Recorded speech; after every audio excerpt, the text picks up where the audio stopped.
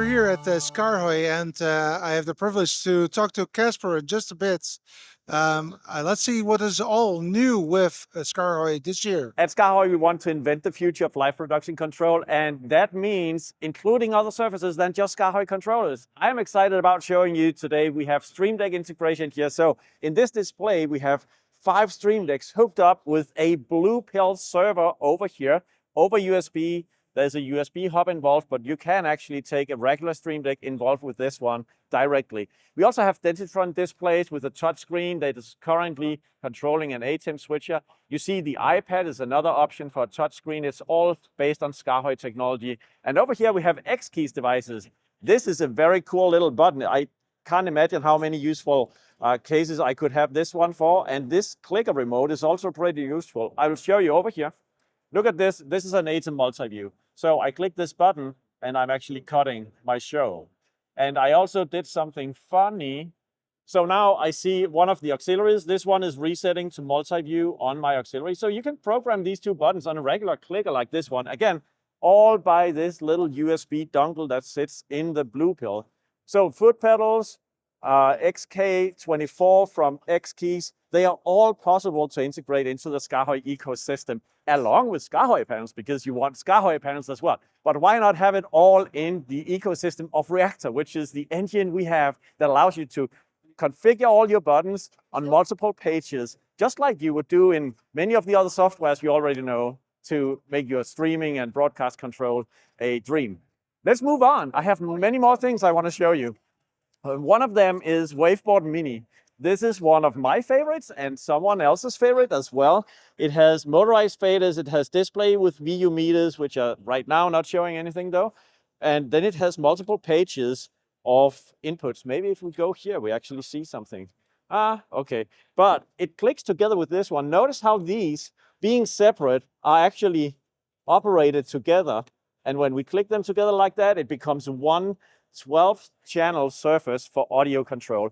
We have many brands now, Direct Out, Behringer, Yamaha. We have Biamp, Allen Heath, Grass Valley amp platform. Evertz are using our panels in a OEM integration. We have QSys integration as well. So for any broadcast audio, if you want to have a sidecar for audio, that is the product to go for. And then I want to show you another highlight of this show, which is the ATEM. No, not ATEM Mini, but RCP Mini, sorry about that. So on our shading table, we have a Sony Burano, we have a Canon C300, and Dreamchip SSM 500, which is slow-mo camera. We have an 88 color box. If you have cameras you cannot shade, this one will actually give you access to all the color parameters of the SDI feed. Then we are moving on to FX9 and the ARRI Alexa 35. And those can be controlled by the RCP Mini. So RCP Mini is 3 things. It is smaller, slimmer, so you can have actually 6 of these, where normally you can only have 3 of the standard RCP Pro. It is also simpler, and some people have expressed great interest in having something that is like just very, very plain and scaled down, and not a whole, especially people outside of broadcast, they want something simple. And finally, weight is getting to be a bigger and bigger point in broadcast and live production, because you have to make sure your OB truck doesn't weigh too many tons. And the RCP Mini is also helping on that mission. Let's move on to just quickly capture what else we have. We have a table full of PDC controllers. We had the same last year. We had it at IBC. I don't know if we should look at that, but before we do, then I will definitely want you to see the mega panel. This is such a beautiful construction. It's actually modules we have had for quite a while. Normally you find them in this enclosure, but we have put them into a different enclosure. That means that you can build really tight and condensed surfaces. In this case, caved into a table, becoming a cool mega panel. We do ATEM, vMix, TriCaster, Ross Carbonite now, which is another show highlight, and K-Ross with Panasonic, and GVAmp. Maverick X is the new vision mixing system on GV's cloud platform, AMP, agile media production platform, something like that.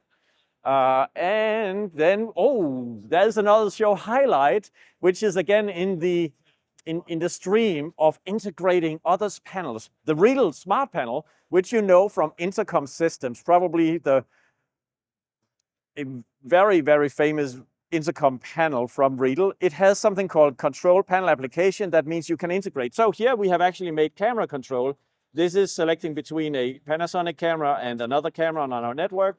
We have menus over here. We can, so you actually see a reflection of what Skaarhoj PTC controllers otherwise normally do, and we can adjust the red gain on whatever camera it is we are connected to here on the Riedel Smart Panel. Again, this is a software license that you need to connect to the panel and then integrate it into the reactor engine.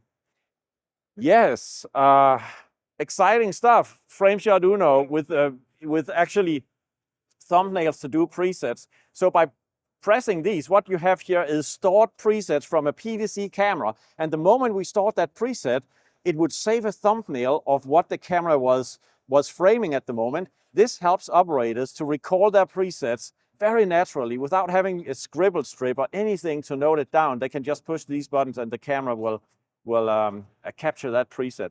So that's also a really cool product.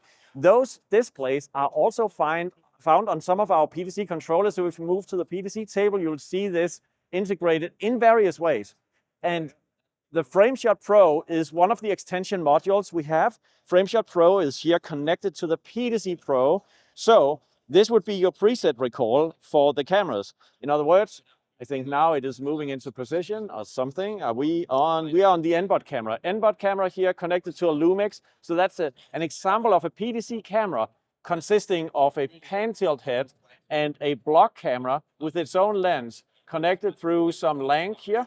But on these controllers, we are controlling these separately, but we make them into a unified PTC camera experience, although they are actually different parts.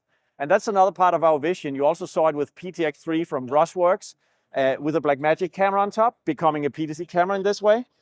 So many different cameras are pulled together here. Bolin outdoor camera, new model, quite fancy. I've never seen an outdoor camera this impressive. This is, wow, really cool. And then we have the bird dog camera over here. There you go. And then you see we have a Sony FR7, we have Panasonic UE160, we have a Canon CIN 500 or 700, I don't know, and a whole host of cameras up here on the top.